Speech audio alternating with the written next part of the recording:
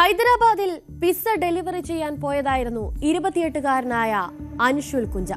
പിന്നീട് അവന്റെ വീട്ടുകാർ കാണുന്നത് വെടിയേറ്റ് മരിച്ച നിലയിലാണ്.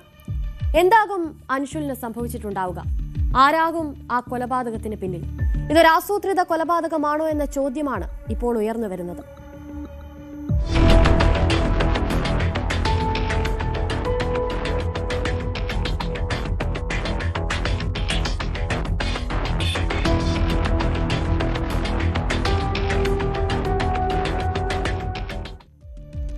തന്റെ വിദ്യാഭ്യാസ ലോൺ അടച്ചു തീർക്കാനായി വീക്കെൻഡിൽ പിസ്സ ഡെലിവറിക്ക് പോയിരുന്ന യുവാവായിരുന്നു 28-കാരനായ അൻഷുൽ കുഞ്ച.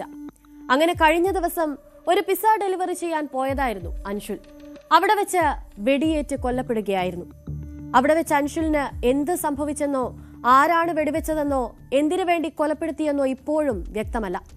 പോലീസ് പുറത്തുവിട്ടിട്ടുള്ള വിവരങ്ങൾ പ്രകാരം ആളൊഴിഞ്ഞ ഒരു വീട്ടിലേക്കായിരുന്നു അൻഷുൽ പിസ്സ ഡെലിവറിക്കായി പോയത്. അവിടേക്ക് അൻഷുൽ പോകുമ്പോൾ 2 പേർ അൻഷുലിനെ പിന്തുടരുന്നുണ്ടായിരുന്നു.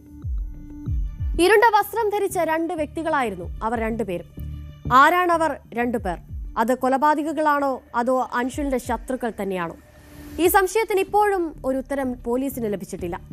അൻഷുലിന് ഓർഡർ വന്ന അഡ്രസ്സിനെ പറ്റിയും ഫോൺ നമ്പറിനെ പറ്റിയും പോലീസ് ഇപ്പോൾ വിശദമായി അന്വേഷിക്കുകയാണ്.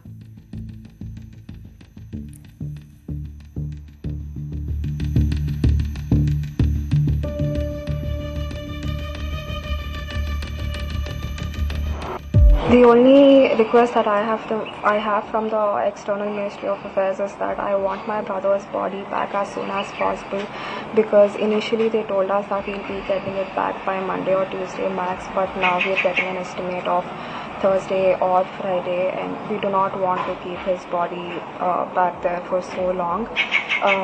Coming to my brother, he's a very happy, joyful person. He's the sweetest person that you'll ever meet. He wouldn't even hurt a fly.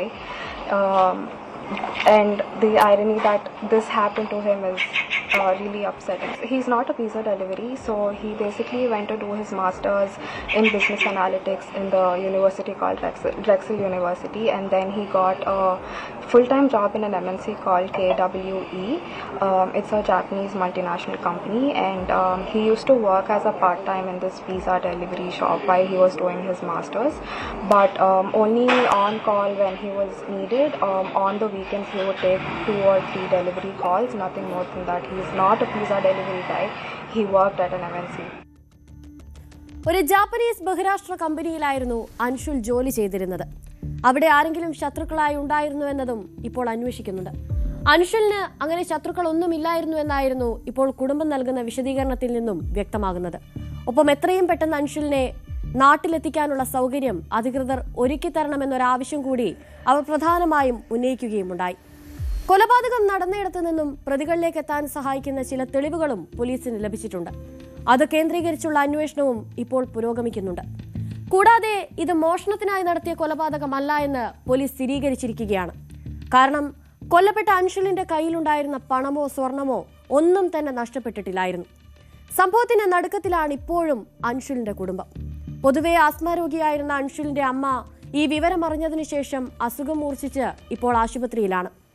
അതിജീവനത്തിനായി തന്റെ പ്രാരാബ്ധങ്ങൾ തീർക്കാനായി അധിക ജോലി ചെയ്തിരുന്ന ഒരു ചെറുപ്പക്കാരൻ അവൻ എന്തിന് കൊല്ലപ്പെടണം? അതിന് പിന്നിലെ കാരണം എന്താകും? വൈകാതെ തന്നെ പോലീസ് അത് കണ്ടെത്തട്ടെ.